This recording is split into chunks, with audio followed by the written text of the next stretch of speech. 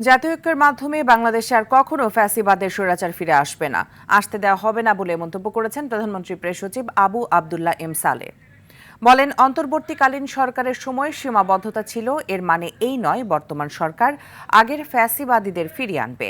রাজধানী পরিবাগে বিশ্ব সাহিত্য কেন্দ্রে এক প্রকাশনা অনুষ্ঠানে বিশেষ অতিথির বক্তব্যে এসব কথা বলেন তিনি। বিগত 15টি বছর ফ্যাসিস্ট সরকারের আমল, এটা যেন আমরা ভুলে না যাই বলেও জানান সালেহ শিবলি।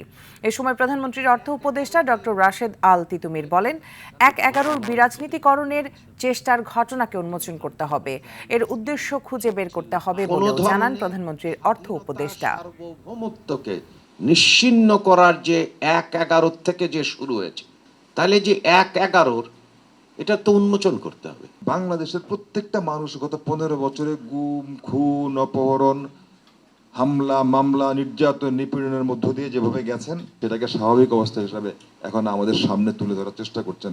এটি আমাদেরকে সতর্ক থাকতে হবে।